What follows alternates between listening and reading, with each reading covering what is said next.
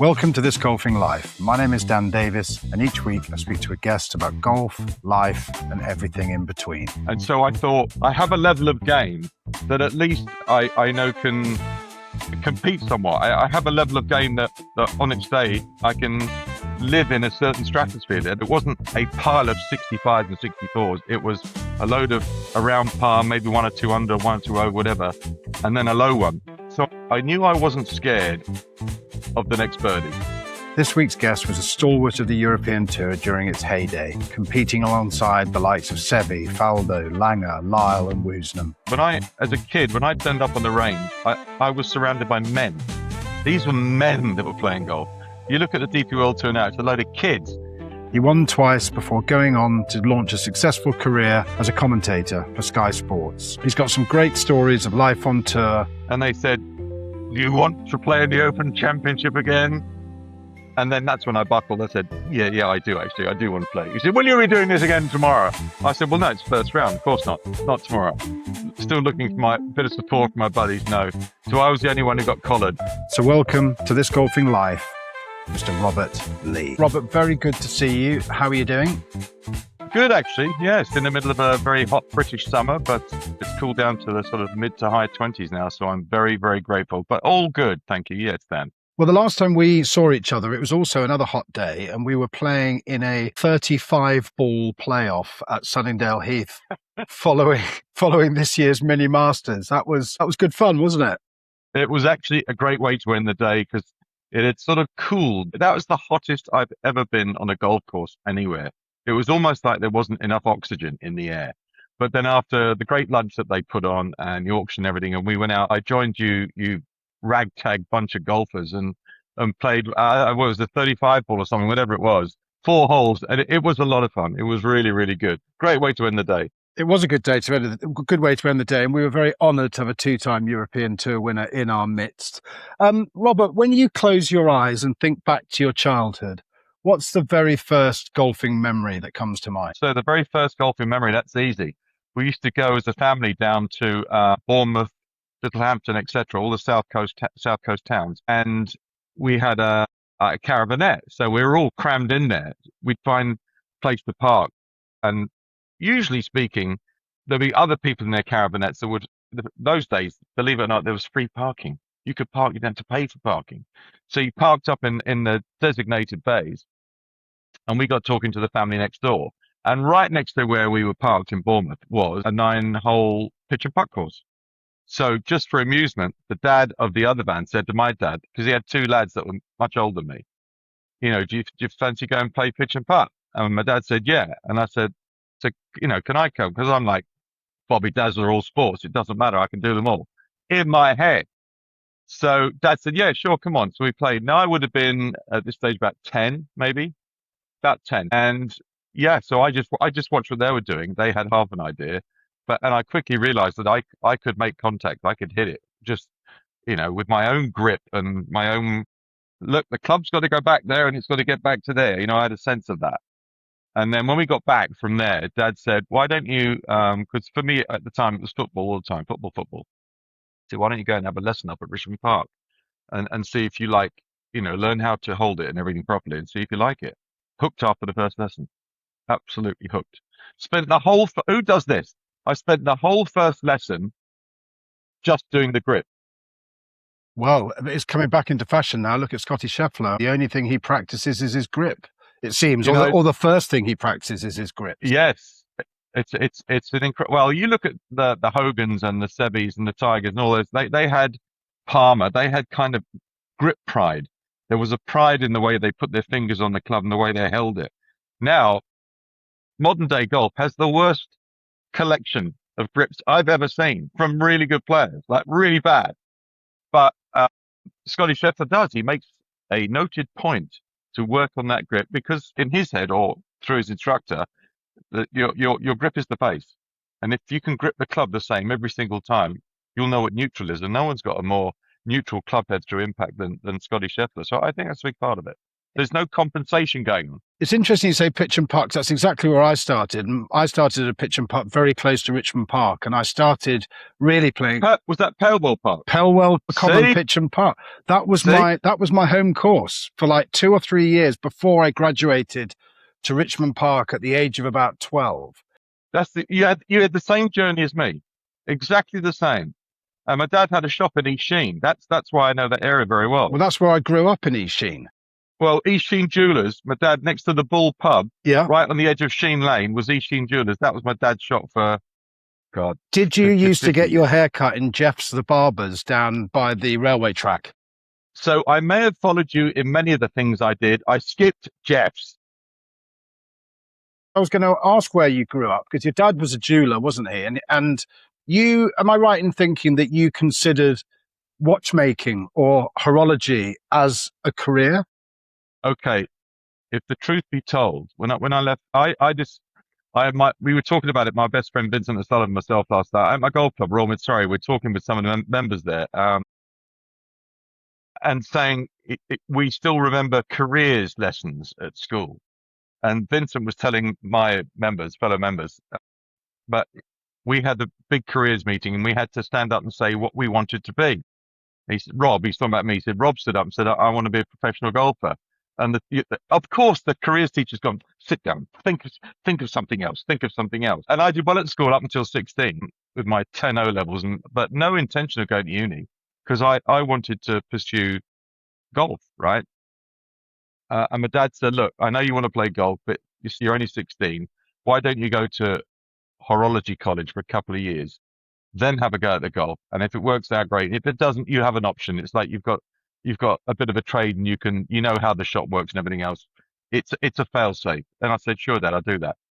So it was a 2-year course up in Hackney. It was 3 buses, 2 trains every single day up and every single day back. I did it for 12 months. And then my dad said, you know what? You're not going to be a watchmaker or a clock maker, but you have enough of an idea now that if you came into the business, you could work your way from there. So why don't you go and play golf? So I would then been 18.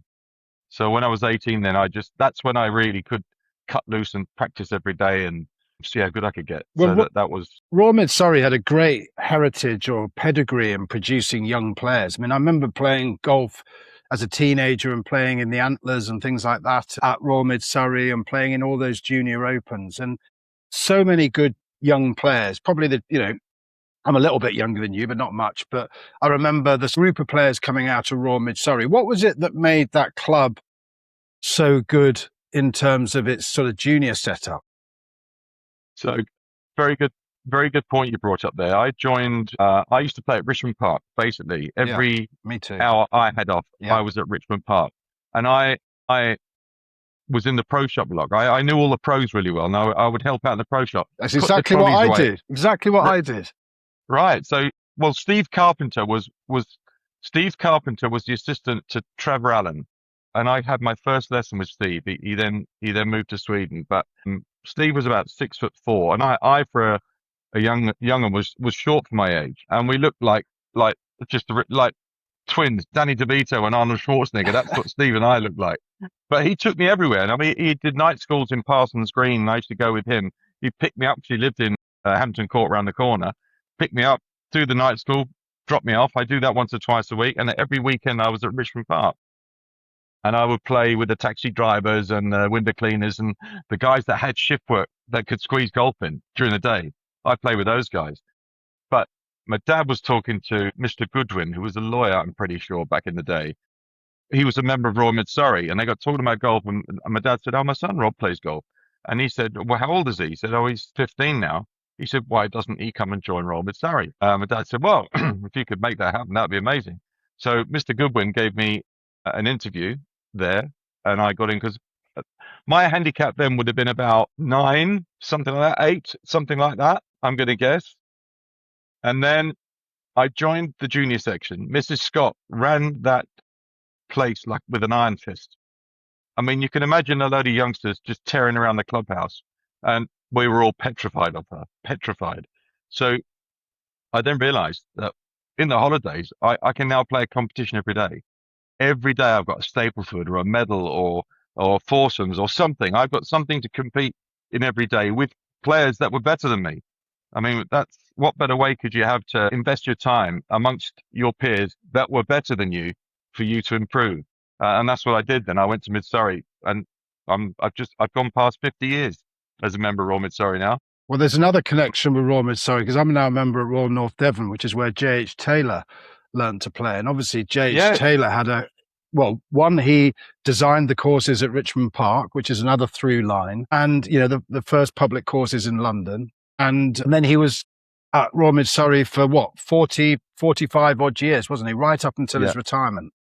it was. Yeah, I mean, and the humps. There are pictures. Well, gosh, there were before the club got burnt down. I wonder if we still got them. I don't know. But there were pictures where men with huge wheelbarrows were heaving tons of earth to make those moguls that are a feature of the golf course at J.H. Taylor thing. Yeah, I didn't know about Richmond Park, by the way. So you played, you were in an amazing environment. Richmond Park was a great environment. It was. I loved it up there. But I improved so quickly once I started to get that exposure to daily competition and a structure, or not a practice structure, but a structure to my playing. I improved incredibly quickly. And David Talbot, who was the professional there for a long, long time, he was always very encouraging to me and got me out of a couple of scrapes at the club a couple of times. So that doesn't surprise me. Yeah, why is that easy to believe? I love Mrs. Scott. I mean, I remember going out. We had a trip to the British boys up to Barassi, and we Royal Mid-Surrey took about a good half dozen players that were competing in the British boys. Went up with David Talbot and Gloria, his wife. Philip, of course, his son, was part of the group that went. Mrs. Scott went, and I took out the Scottish captain, I think, in my first round. And Mrs. Scott, in front of all the others, gave me a big kiss, and they were horrified, absolutely horrified. Mr. Scott, oh, come here. She was so proud, but I lost to an international in the second round. Good player from Northern Ireland. It was a great experience. I mean, going up there and playing the British anything was amazing. So you played county golf, didn't you? And with all due respect, you didn't maybe have the sort of decorated amateur career of people like maybe Faldo or Lyle. How old were you when you turned pro in '82? So I turned pro. So I got into I played in the British Youths up in St Andrews on the New, and I finished third and played the British Youths International and won my singles 7 and 6. So after I played British Youths, the tournament, 72 holes, and then I played in the international match there, that's when I decided to turn pro. I had played a couple of pro events before. I'd made the cut in the European Open at Sunningdale. I'd finished, they used to have the British car auctions at Sunningdale as well. And I finished sort of mid-20s or something like that there as an AM. And so I thought, I have a level of game that at least I know can compete somewhat. I have a level of game that on its day I can live in a certain stratosphere there. That was the way I think it. Were you always capable of going very low as a teenager and as a young golfer? I remember playing. I went with some friends from Burr Hill, George Dunsire, and who else went with us? Someone else went with us. We went to Almery Mar, and Almery Mar was a big golf course, and we used to play it all the time. We're playing golf every day. We're winter practicing for the amateur season coming up. That's what we're doing. And one day I go out there and I shot 7 or 8 under, which was, way lower than what we were doing most days. But it wasn't a pile of 65s and 64s. It was a load of around par, maybe 1 or 2 under, 1 or 2 over, whatever, and then a low one. So I knew I wasn't scared of the next birdie. I knew I wasn't scared of that, and that was always a thing in my head. But the biggest thing that released me, freed me up, was that when I first turned pro in 1982 was the school, 83 my first season, the top 60 players were exempt for the tour. 61 to 161 had to pre-qualify on a Monday. Now, a Monday qualifier is 18 holes. If you play crap, you're doing nothing until the following Monday. and then you do it. There's no other gate. You can do nothing till the following Monday. Those Mondays can keep coming. But if you got into the tournament and then you made the cut, you could play the next tournament. So making the cut was so massive, so you could avoid a Monday qualifier. And at least it's not even you've got a guaranteed income, but you've got the guaranteed chance of making some money, because Mondays independently, it's nothing. You're just spending money, hemorrhaging it. So the big thing for those first 2 years was, God, I've got to make the cut, because then at least I get in the next week. But it's so limiting, and it's so backward looking in many ways. What freed me up was that I played in my second year well enough to make the top 125. And then 125 was the all exempt tour. So now I'm thinking, right, making a cut means nothing. Now let's just try and shoot 65 every time I go out. I could gamble now. My thought was, a pile of cuts and finishing 55th is not a living out here. You have to, when you're playing well, you have to make it count. So that changed the way I looked at it from a point of necessity, though, because I had to make the cuts to avoid a Monday. But now I know I'm going to play in 23 tournaments a year, whatever it is. Go give it some hell. That's what I did. When you arrived on the European tour, you said your first season was 83. What did that travelling circus look like back then? We had, again, in fact, with Rich Beam on my phone yesterday, explained the same thing. He sent me an Order of Merit from 1985. It's online somewhere, so he sent it to me. And I finished 21st that year in the Order of Merit. But when you look, Seve was top of the Order of Merit. 21st in 1985 was 55,000 quid before tax, and Seve was about 250,000, something like that. So he won it comfortably. But as I said to Beamer, I said, as a kid, when I turned up on the range, I was surrounded by men. These were men that were playing golf. You look at the DP World Tour now, it's a load of kids. That's very true, yeah. Yeah, the Torrances and the Christian Connor Juniors and the Eamon Darcys and the Seves and the Paneros. These were fully formed men who were hard as nails, like hard as nails. They wouldn't give you a shove down a ski slope. But what an environment to grow up in, hitting balls next to these guys with, proper reverence and a sense of what they'd done in the game and why they were where they were. And at the same time, sponging, soul sucking off of all these people to see, if I can imbue some of that in what lives in here. Who were the most generous of those men that you talked of to you as a fledgling tour pro in the early 80s? Do you know what? Actually, when you got to know them all, that they had their own ways, and they were tough. If they were stallions, you wouldn't put two of them in a field. It's not like the spring break boys now. We're all up on the bar. It's not the way it was. But there was a mutual respect there, definitely. And I never really came across anybody that if I had a question, what about, they would all give you their time. From Seve downwards. Seve loved the question. Yeah. Who did you travel with? Who were the people that because every tour pro I've spoken to over the years has their own little sort of circle, if you like, or inner circle of friends. Who was in Robert Lee's circle in those early days? So it's interesting. So I roomed for many years with Mark Roe. We were yeah. We'll come on to that. We were a scourge on the rest of the people that were trying to live their lives quietly. It wasn't going to happen. But yes, mischievousness was a big part of our existence out there. But it would be Roe, David Williams, who's now a referee, a tournament director with the DP World Tour. Russell Claydon would be with us at times. Mark Davis would be with us. Barry Lane would be with us. And there was the whole, that sort of school of 83, 84. Yeah. There was almost a brotherhood between that time that we came on tour at the same time. So even the West Country boys like Andrew Sherborne, David Ray and Richard Boxall, and God, I could just keep going. Yeah. But, good characters, all of them. And I remember your biography in the European Tour Media Guide listed your interest, and this was probably a flippant comment, but under your interest, it listed discos. Well, the thing is, you see, and it still applies to this day, Daniel. I have an aversion to my hotel room. I Yeah. can't stand it.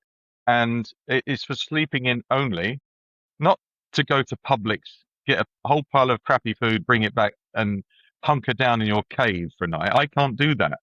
So I have to go out and see what's out there.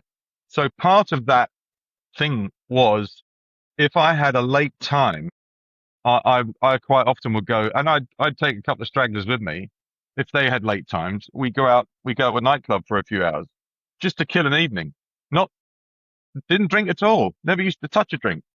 So it would be just for a bit of atmosphere and to break up the long hour between either you'd finished round one and you're late on day two. All that time you've got to kill until 2 in the afternoon. If you finished at 12 midday, it's a long time. So it was to just kill the monotony really and find a way of avoiding the room. Yeah, I remember the first Open I went to was 1985 at Royal St George's. I was 14. That's my first Open. It was your first Open. We're going to talk about how well you played as well. But I do remember we went on the Friday, which was a horrific day. But you opened up very well at that Open. I think you shot a 68 first round, and then Correct. you were right up there. I think you were 2 shots off the lead at the halfway stage. But for us, as a group of us from school, we got the train down to Sandwich, and we went out there on that foul day at Sandwich. And I remember thinking, oh, Robert Lee, he's really cool. He's one of the sort of young, hip, and you talk about sort of discos and going out. And you also talked about a lot of the players being men, but you were somebody who was a bit closer to us in age. And I think the fact that you played at Royal Mid-Surrey and stuff like that, and that's where you came from, you had that younger edge. I mean, you talked about the sort of the distinction between you at that time and all these sort of grizzled veterans. There weren't that many young players out there at the time, were there? No. So I turned pro, I was 21 in my first year. That was then considered young. Yeah. I mean, the world is festooned with 21-year-olds now, but that was young back in the day.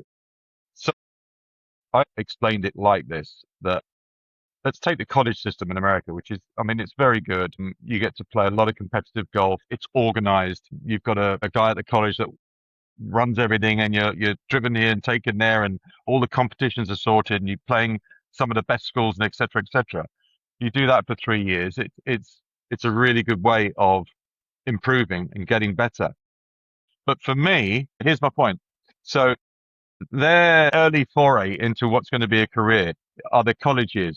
Normally, the ones we're talking about have achieved something in the national college game, so they've separated themselves, then they turn pro, and oftentimes they've already played in half a dozen pro tournaments, like I did, played a couple and sort of had an idea of where I could be. And they've had that idea. Koiven had 6 top 60s or something before he'd even turned pro, so he knew. Yeah. My college time was when I turned pro. I didn't come with the whole package. My idea was to turn pro, and if I could stay in it long enough, that would be my improvement. The first few years of playing professional golf would be my college. That's going to be how I improve. If I could just play well enough to stay in the game. Yeah. And that's just a different way of doing it. I think it's interesting. I have a theory that players that come off the European Tour or the DP World Tour as it is now, and they don't necessarily have to be European or British, but you see a lot of them do very well when they go over to America, because I think they're very well-rounded a lot of the time because they're playing in different conditions. And I know it's different now because, you look along the practice ground at a tour event in Europe, you're hard-pressed to see somebody over 30 or 35. Most of them are in their 20s, and they are getting younger and younger and younger. But I do think that the European Tour, playing in different countries, in different environments, in different temperatures and different grass types, different types of courses, it gives you quite an extensive toolkit as a player. Would you agree? I would agree. And I would agree that you grow up quicker as a young person on the DP World Tour because you've got so much more to sort out. In America, you're playing in the dollar, you do the California swing, you do the Florida swing, and it's all sorted, it's all neat and tidy. It's a bit more chaotic on the DP World Tour because we have to travel all over the place. So that experience of organizing your travel or getting your team to organize your travel, whatever it is, you still have to go through the experience and thrust yourself into different grasses, different courses, different elevations, the whole thing. it's a real smorgasbord of what professional golf can throw at you. By the time like Kepka came across and played Yeah. Challenge Tour, and he says that's the most fun he ever had playing golf anywhere because of what I've just described. The new discovery. It feels like new discovery. I'm going to go to the Czech Republic this week, go to Prague. I've never been there. Or, as an American, he must have had an amazing time. Of course, he was that good. He bounced on from there to the main tour, straight over to the PJ Tour, and major champion. Yeah, it's But interesting. yeah, you mature quicker, and your golfing, what you have in your golfing library is more extensive than if you just play in the States. However, if all you're ever going to do is play in the States, you don't need the other bit. But if you want to be more worldly and perhaps come and compete at opens more often and stuff like that, then it's a really good idea to travel and be worldly. Yeah. You're listening to This Golfing Life, a Sounder podcast. Sounder's golf gear is designed from scratch and tested on the course. Get 20% off your next basket at soundergolf.com using the code POD20. That's POD20. I just want to come back to 85, Rob, because that was a big year for you. You bounced out of a nightclub at 2:00 in the morning on the Saturday in Cannes, and then won your first tour event. That was your first, True. That first Open. You were right up there after 2 rounds. What had you learnt by 1985? How different were you from the kid who went out there and was, like you described, this sponge for information? Winning is a big step up, isn't it? Yeah. So the Open in 85 came in the middle of the year. Yeah. And I before you nearly won I nearly won in Monte Carlo when I shot 27 for 9 holes there. And this is all kind of a build up to the Open. So I was in a part of the year where I was playing well. That's the first thing. Second thing is I'd never qualified for the Open up until that point. I tried several times as an amateur, and in my couple of pro years, I missed the qualifying. I lost in a playoff to play in St Andrews in 84, and I was third reserve. Now, third reserve is never getting in. People play with broken backs at St Andrews. First reserve didn't get in. So I went and played. So that was 84, close miss. 85, I was playing pretty well at the Belfry, the tournament before the Open. And in those days, there were 3 spots. If you're inside the top 10, not otherwise exempt, there were 3 spots. So I was having dinner on the Saturday night and discussing what we thought on my score would get me in. I said, I think if I shoot 69, I'll get one of those 3 spots. So I'm playing with David Frost in the final round. And I make a couple of birdies, one on the par 5, 15. And I think I birdied 16, parred 17. So I'm looking at the scoreboard, and anyone who says they don't look at scoreboards, they should just find something else to do. So I looked at the board, and I could see where I was, and I figured if I make 4 up the last, I think I'll get one of those 3 spots. But I've got to make 4 up the last, and I can't think of a worse hole into the wind off the left, off the tee box, than the last hole at the Belfry if you have to make 4. And I had to hit 2 iron in that finished just right at the pin bit in the rough, and I chipped it down to 3 feet and hold it for a 4. And then I was waiting for the last handful of groups to come in, and I got one of my spots.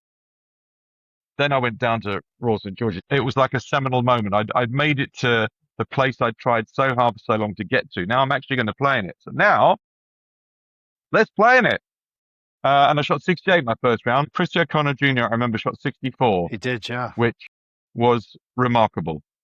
He was miles clear of anybody, wasn't he? I don't think anybody even got close to him. I might have been the second best score. Yeah. I might have been the second best score. He shot 64, and when I come off there, I thought, well, that's, I sort of maxed out the day. I can't believe someone shot 64 in it, because Royal St George's in a wind is damn hard. And then I can't remember when I shot second round, 72, 73, something like that, but I was still well up because the conditions were tough. I played with Langer in the third round and with 2 balls. And in those days, there was a third round cut. Yes. So you make the 36-hole cut, then you've got another one. Imagine making the 36-hole cut and then you get chopped on Saturday. That's like hitting on a par 5 and 3 putting for a par. So I played with Langer, and there was a thunder and lightning storm. And I still remember, I'm pretty sure it was out by the 5th, because that's the only place that I can think that there's a couple of houses near. And when the lightning storm struck, it was kind of people had to make their way into the clubhouse. It wasn't like a flotilla of vans that came out and like they do now. You got to make your own way in. But the couple that lived in that house said, well, would you like to come in for a cup of tea? So me and Bernie, they looked after us for 3/4 of an hour in the house, and we just had to walk out of their garden straight back onto the 50. It couldn't have been more perfect. It was tremendous.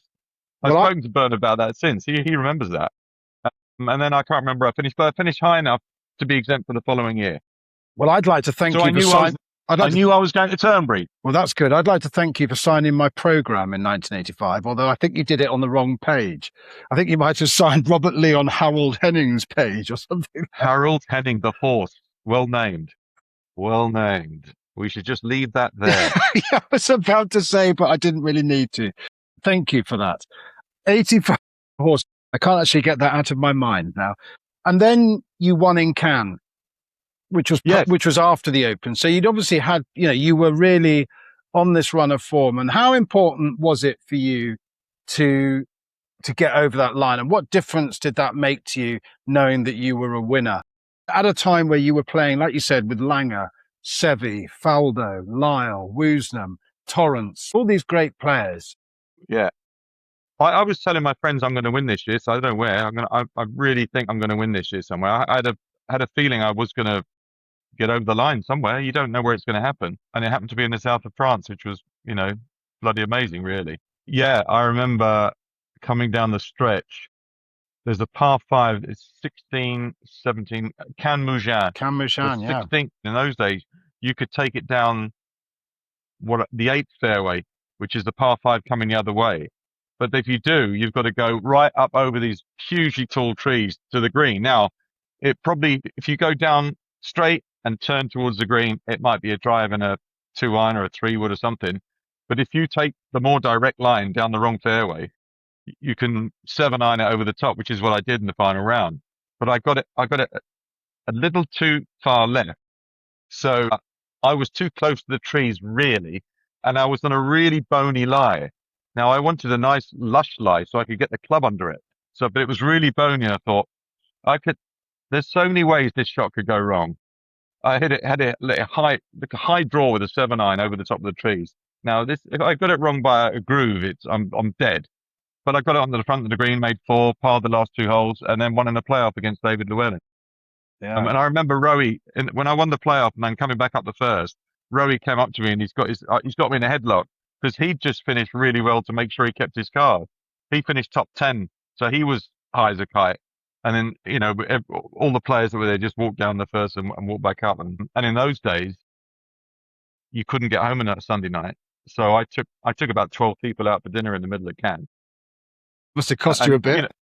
Yeah, it did, but I didn't care, because I'm marking my first ever win. And how do you know you're going to win 1, 2, 10? No, you don't know what you're going to do. So I wanted to mark my first win. And I was fortunate I had the time because we're all sort of marooned in Cannes, not the most horrible thing in the world. Yes. And I do remember I did a speech on the putting green there, and the crowd, the people, members and spectators are all around, and I've got the mic, and they gave me like a Jeroboam of Moet, which I hardly got to drink because my buddies, Barry Lane and Co. and Roe and everyone else, they got hold of it and they just basically tipped it all over me. So I was thinking, well, this would be nice.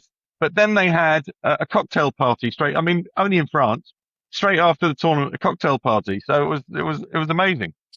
Which are the shots that stand out for you? It's interesting because I spoke to Robert Rock about this, and he was talking about the 2 best shots he ever hit, and they were both in practice rounds, which was, I think, maybe says something about the way that Robert looks at the game. That tells you a lot about Rocky, yeah. Yeah. But what about for you? Was it that shot, or are there other shots that have meant more? That was a good shot because it was so definitive. If it had skewed off the bottom of the club and gone low, it hit the trees that I'm making 6 or 7, whatever. And I managed to sort of finagle it over the trees with a bit of draw in it, and it finished up in the front of the green. You're going to remember shots that meant something at the time. That's the way I would always think about it. A brilliant shot in the middle of a 74, you're just never going to remember that, ever. But I'm going to remember the ones that meant something to me. That was one. The 2-iron I hit into the last at the Belfry to get into my first Open, that was one. Because it's on the pin was on the middle deck. There's 3 decks in that final green. It's on the middle deck on the right. And even though I'm not on the green, I'm no more than 16, 17 feet from the hole, but I've got to chip it I can't putt it. got to chip it. And I hit a good chip and hold the putt. But that shot, yeah, that 2-iron in there, I remember that. Because at the time, I hit it when I won in Portugal in '87. Portugal. Come on, we're coming on Yes, to that. Don't you worry. I hit a drive on the 17th hole and pitched it about 8 feet from the hole, and it stuck. Sam Torrance had gone trees right, and I hit a bullet to about 8 feet.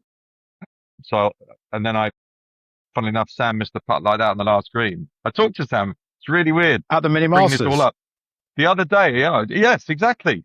Talked to him. I said, he said, I'll let you win that. I said, it didn't feel like that at the time, Sam. I don't reckon Sam's let anybody win anything, to be honest with you. No. If we fast forward to '87, which is quite a neat segue, you mentioned Portugal. You won in Portugal, shooting one of the lowest rounds of the '80s, in fact, on the European Tour, if not the lowest round, 61. Which 61s these days, people do shoot 61s from time to time. In the States, they do it. They do it in Europe, but 61 in those days, that was a serious number. 63 was a really serious number. 62 was almost mythical, but 61 was outlandish. And you shot 61 in Portugal. I did. What people don't realize now is that agronomy has come on so much. So if you had an afternoon tee time, oftentimes people were in spikes, etc., and there were grainy greens, nappy greens, that they'd be all scuffed up by the time you got there in the afternoon.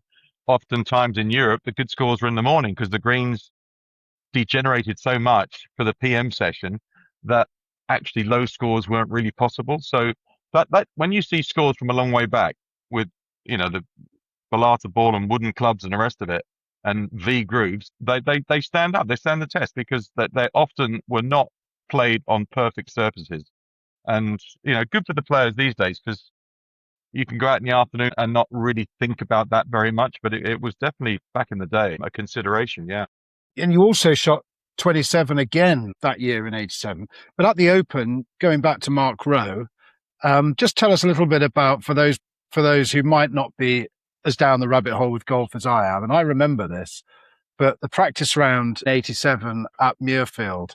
Yeah. What did you and Mark Roe decide to do to liven up proceedings? Because practice rounds can be quite dull affairs, can't they?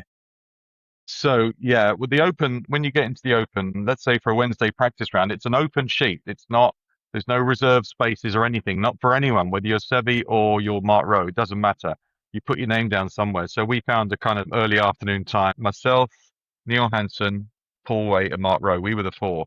And behind us was player Nicholas, and it's either Watson or Palmer. They're playing a 3-ball behind.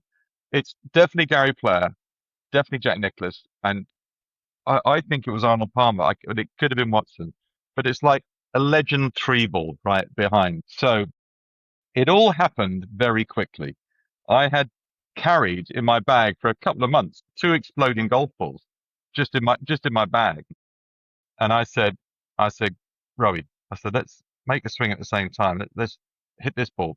I'll hit the ball. He said, what is it? So exploding golf ball. He said, right. So we got side on to go that way. And I said, Phil Sheldon was one of the great sports photographers at the time. And he was on the tee. I said, Phil, get down there and take a picture of this, especially impact. He said, why? I said, we haven't got time, but just get impact. He said, right. So he got down on his knees just outside the firing line with his big aim, and he's just ready to fire like that.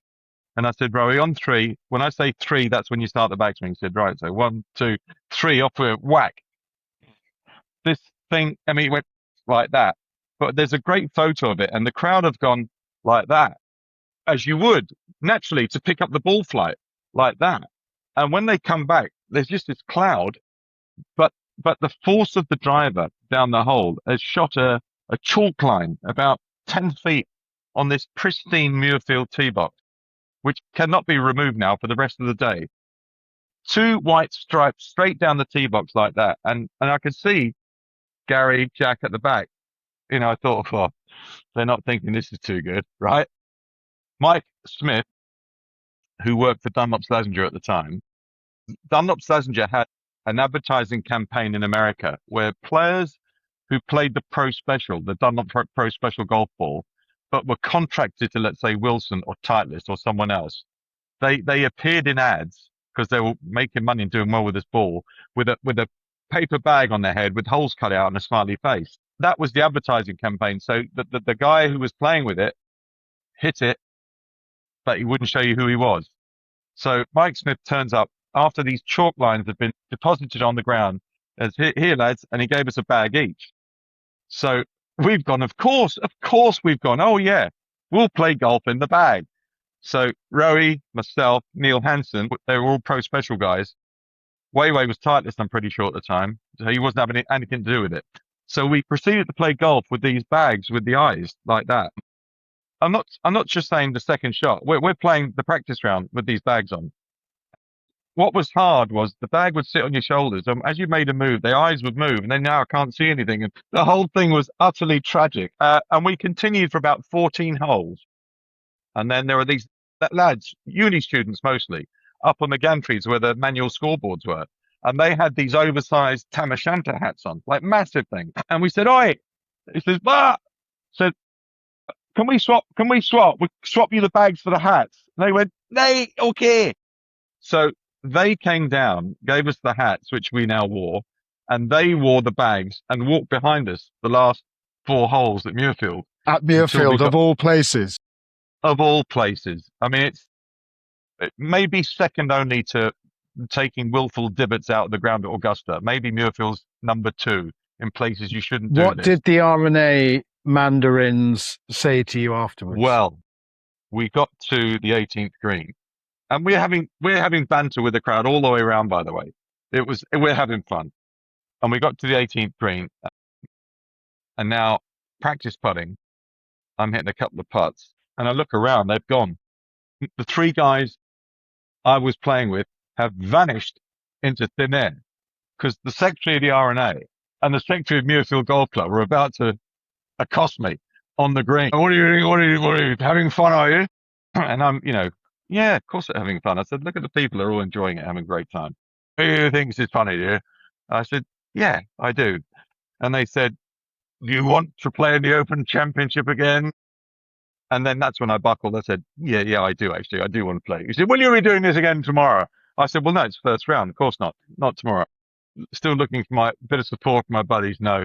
So I was the only one who got collared and was told without the words being used that this was behavior unbecoming for an open participant. So, and in hindsight, we were having fun and we were young. It was very innocent. It would probably be celebrated in this day and age, wouldn't it? I mean, I think things are more relaxed. You mentioned playing in front of that legendary group involving Player and Nicholas and potentially Palmer. You competed against Seve and Faldo and Langer, Woosnam.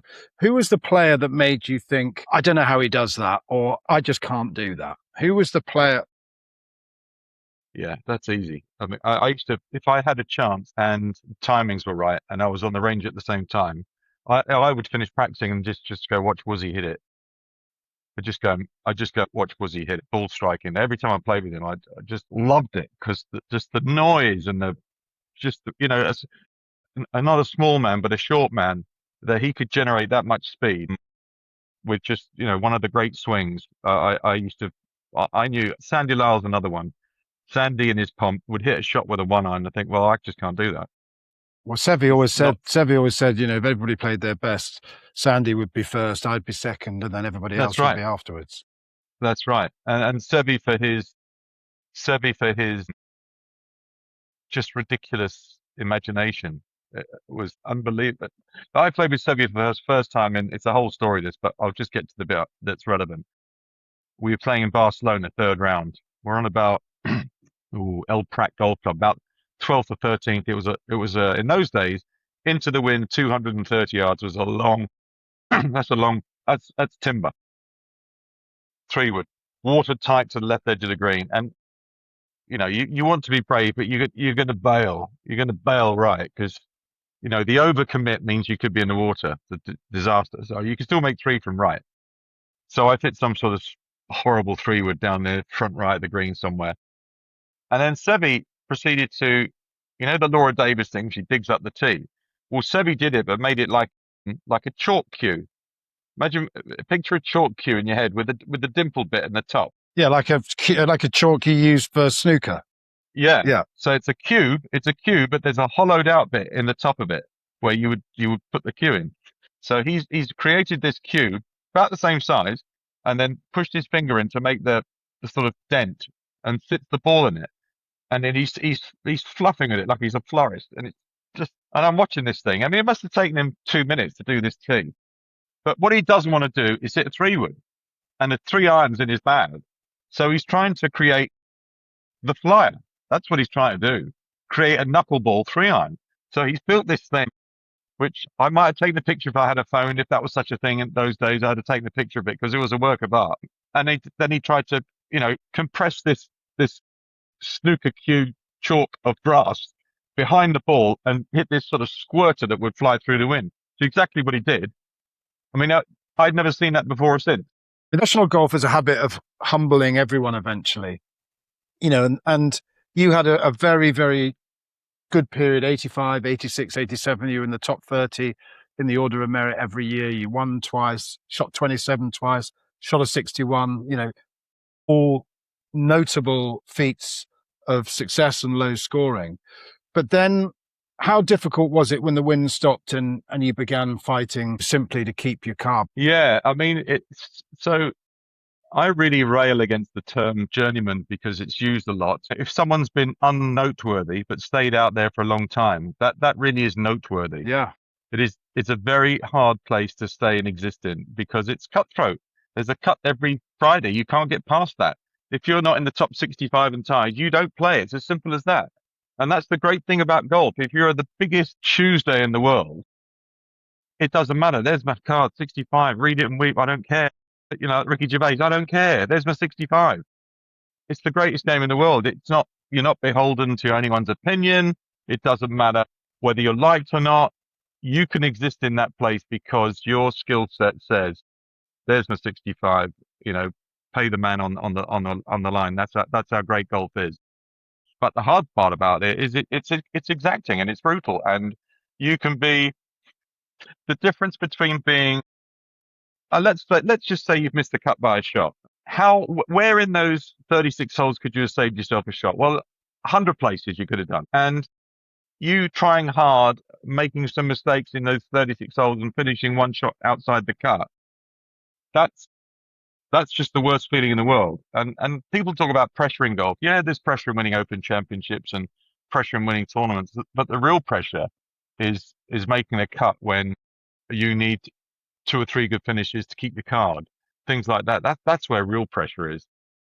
Because the fact that you're in that position, it means you're not playing that well. The other things I said mean you're playing well. So, all right, it didn't happen today, I'll win next week. Or, all right, but you're at a place where I'm talking about where actually you're cusping not playing anymore. It's a completely different place. And pressure-wise, it's not even close. So when you start to play poorly, then you start making changes, because if you assume that more of the same, nothing can get better. So unless I do something and are proactive, then my future's not going to change anyway. But making the right decision along the way when you're at a low with how you're playing, etc., or your confidence levels, all those things, making the right choice at that time is a really difficult thing to do. Probably a bit of luck is needed because you go to one coach and it works. You go to another coach, you take a journey, it doesn't get any better, and then you can't go back. Yeah. It's so difficult. And golf, as you know, is a mind thing. Yes. I nearly went somewhere else there, but it's a mind thing. Yeah. So much of it is in your head. You have so much time outside your 4 or 5 hours on the golf course to ruminate and think and what could I do and what if, and then you catch yourself in shop windows making what if I did that, and but even between shots, if you think about these days, players are spending 5.5 hours on a golf course. How much actual time do they spend hitting shots? It's a fraction, a tiny fraction. And there's all that time in between shots. I mean, it's a crash course to insanity. It really is. It seems to me. You came through Q school in 82 when you got onto the tour, but also in 90, 93, 95, 97, 98. I mean, I spoke to Matthew Southgate, who's come through final qualifying 6 times. I mean, to come through European Tour Q School 5 times in the 90s alone. And in 96, you won your card through the Challenge Tour. That's seriously resilient. I mean, what did that period, now looking back at it, what did it teach you about yourself? I was still doing the thing that I loved doing the most, right? That's number one. I still love the game, okay? And my glass was always half full. So I always assumed, and that time goes very quick. I always assumed that, okay, I'll get my card back, get this, go and practice, go to America, whatever, come back, and then off we go. And it either does happen or it doesn't happen. But my view was, okay, hasn't happened this time. Why? And there are stories where there's a big lull and then the player comes back and plays really well. So it isn't, I'm not trying to do anything that no one hasn't done before. So my assumption was that at some point I would get back to where, because my short game was still really good and I wasn't afraid of a low one. I remember saying at the Spanish Open, I mean, my two playing partners were utterly horrified. Final round, I stepped up onto the tee and I just turned to them. I said, I'm going low today. You coming? and they looked at me utterly horrified. Like that. It's like don't, you're putting a bock on the round. You've ruined this now. Nothing good can happen now. I could see their brains whizzing and thinking about that. And I birdied the first 3 holes and shot 65. It's just a feeling at the time, but I'll never forget their faces. I'll never forget it. It was like, you mustn't, I love that. Don't do that. I'm going to use that line. I'm going low today. Are you coming? Yeah. How did getting married and fatherhood change you? Oh, it changes you as a person. I think it's another, that's just a completely different scale to playing golf. Playing golf can sit in a separate place to family and how your life as a human being on this rock that we live on progresses. And yeah, I mean, I've got 2 girls. They're 29 and 25, and that's just the best thing ever. They're the best thing ever for sure. Golf will be a long way second, but the next best thing. Yes, golf's the next best thing. I agree with you on that. The second part of your career has been about television. Did you sort of have a sense that television was going to be for you? How did that come about? Because you've been doing it for 25 years now behind the mic? Yes, that came about. People often ask me, what would you have done if you hadn't have played golf? And my honest answer is, I think I would have gone into acting. That's what I think I would have done. Yeah, not a disco dancing watchmaker. Possibly not. But the watchmaking was kind of, it was a fallback. Yeah. It wasn't, that's not what I wanted to do. Yeah. That was my dad saying it would be a sensible thing to do. And he was right. Because like my careers teacher, I want to play professional golf. Well, he would know the chances of that being a possibility are ridiculously remote. Take all the school kids from the whole of the UK that year. And however many kids say want to play professional golf, how many of those kids actually became professional golfers in this? I wasn't talking about working in a club. I was talking about, competing. People say if golf was not an option, if when you were growing up and you couldn't have done golf, if that wasn't any on your screen at all, what would you have done? That's when I would say, if I thought about it, what would I like to do? It would be that. So it kind of gets me round to your question about broadcasting, etc. I always thought I could do it. I just always thought I could do it. It's as simple as that, really. You've worked alongside people like Ewan Murray, who's a consummate professional, and David Livingstone and all these other guys.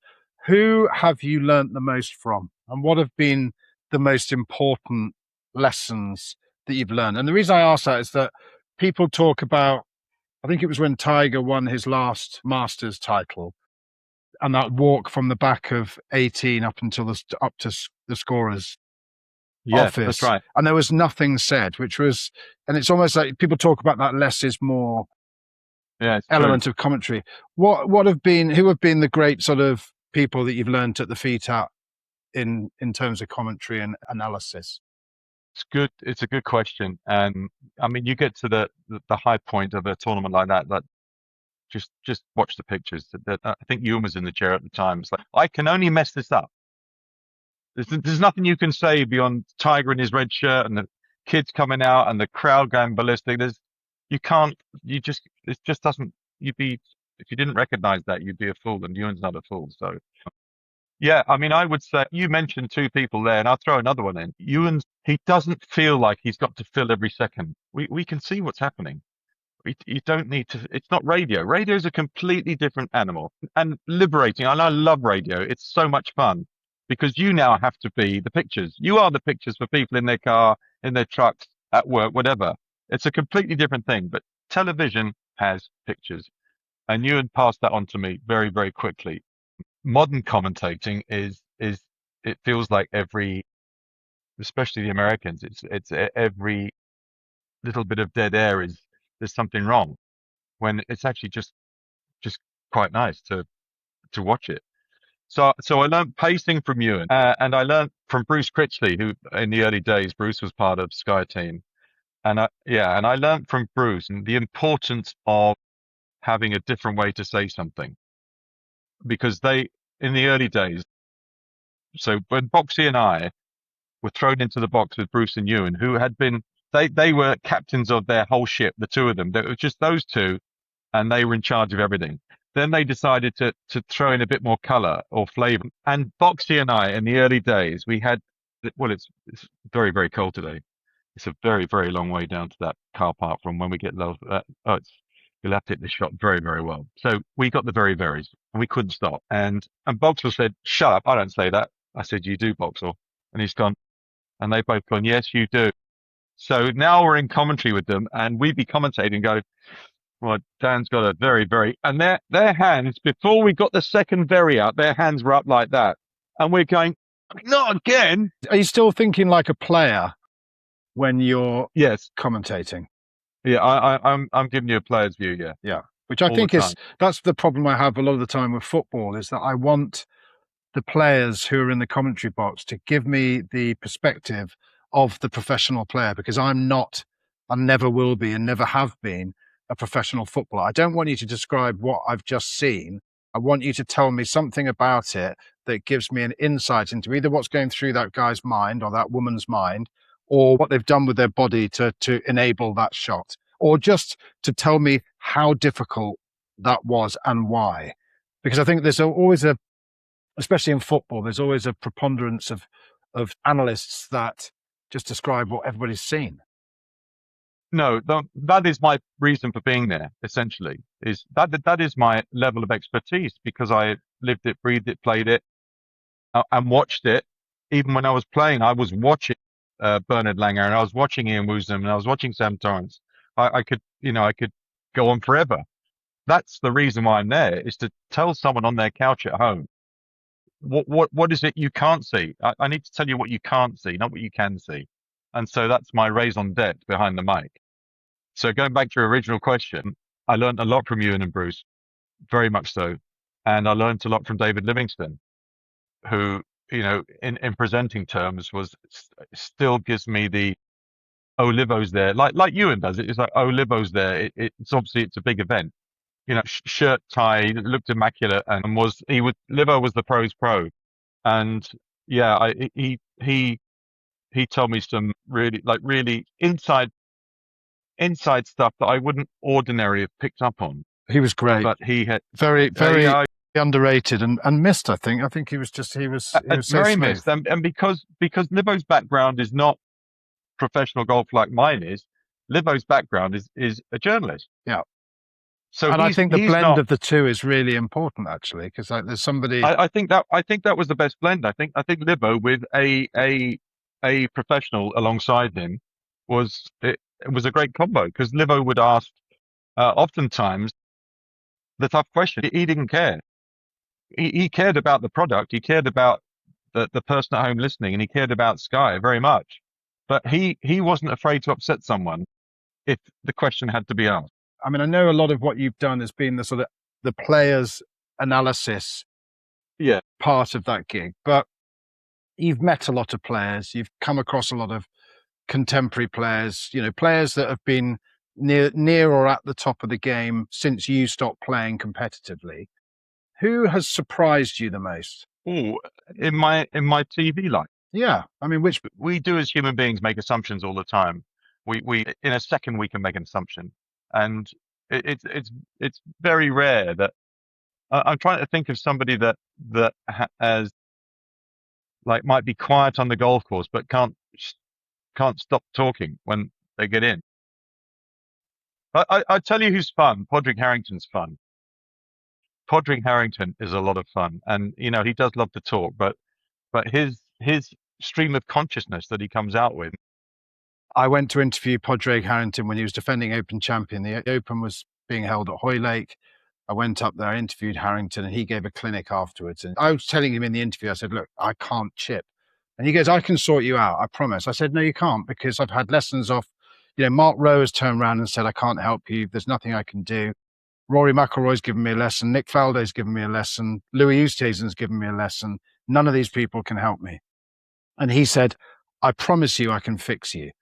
And he called me out in front of about 100 people at this clinic he gave after the interview he gave me and loads of other people, presumably, and said, where's Dan? Where's Dan? I'm going to call you out and fix you. I said, please don't do this. And he gave me the wedge that he used to hit that incredible fizzing shot into the 18th at Carnoustie. And I said, please don't do this, not in front of all these people. He goes, Dan, here's 3 balls, hit 3 balls. I hit the dunch, the knife, and the double hit. And then gave him the wedge back, and then literally went and cried in the men's locker room. So you didn't get the lesson. I didn't get the lesson because I just had to go. Literally, the ground could have opened up, and I would have just dived headfirst into the chasm. Oh, wow! But he's extraordinary, isn't he, Podrick Harrington? Very bright, yes. Very bright. Oh, he's a clever boy, and do you know what? And he'll do you a favor. He's done me some favors, videos and stuff like that for other people. And even if Podrick sort of done the presser thing, and you get say, Podrick, could I just ask you? That might be a 10-minute answer. It could be. Like I find him fascinating. I have thought of one actually. Monty's a very good interview. When Monty's in the right frame of mind, Monty's a terrific interview. Like he's really almost a caricature of himself. Yes, he's very funny. I find Monty very funny when he's that Monty.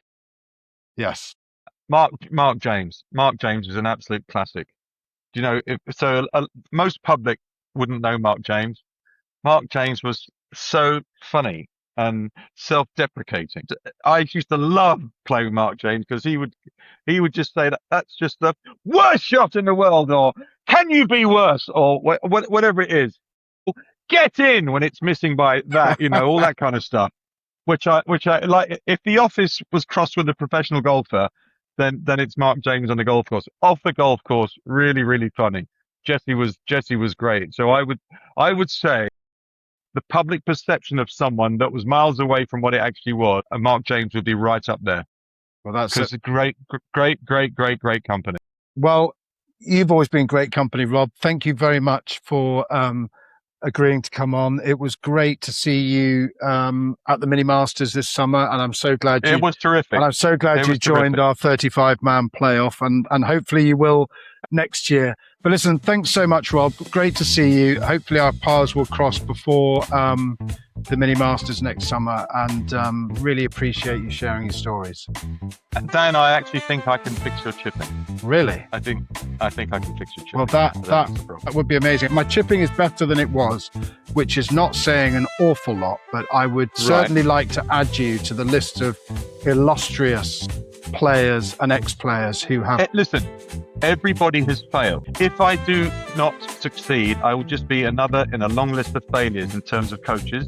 But if I succeed, I'm the doyen of the short game. Well, so it's win-win for me. That's very true. That is the epitome of the glass half full that you described earlier. And I like that, Rob. Well, listen, thanks very much for your time. Cheers, Dan.